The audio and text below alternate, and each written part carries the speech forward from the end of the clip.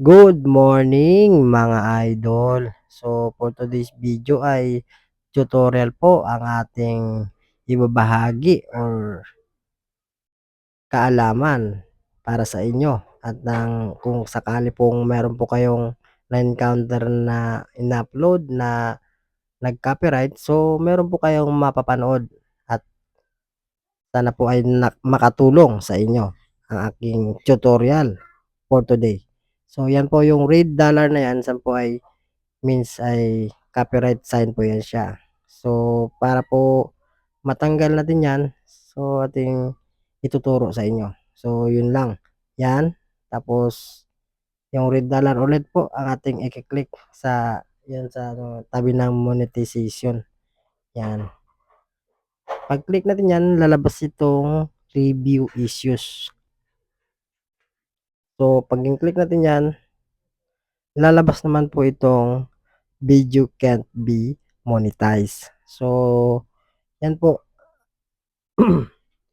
Ang next naman po dyan ay yung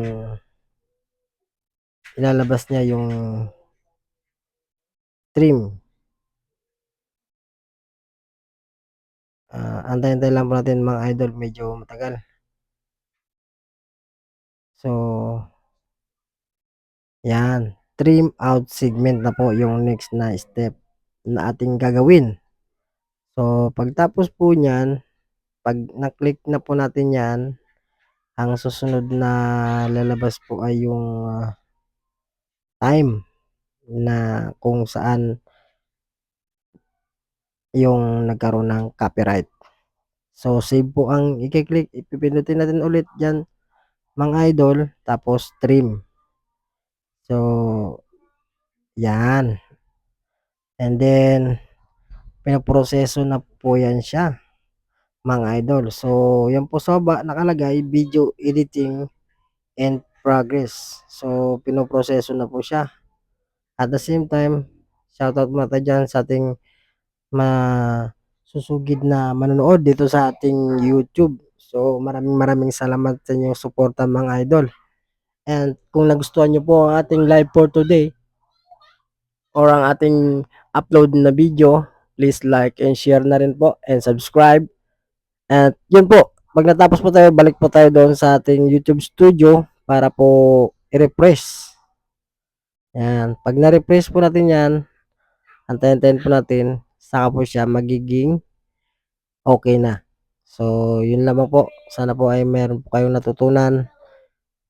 Ayan, punta tayo sa YouTube studio. Yan, pag ni-refresh natin, mawala na po siya. So yun lamang po, sana po ay meron po kayong natutunan sa ating video for today. So hanggang sa muli, and thanks for watching. God bless us all.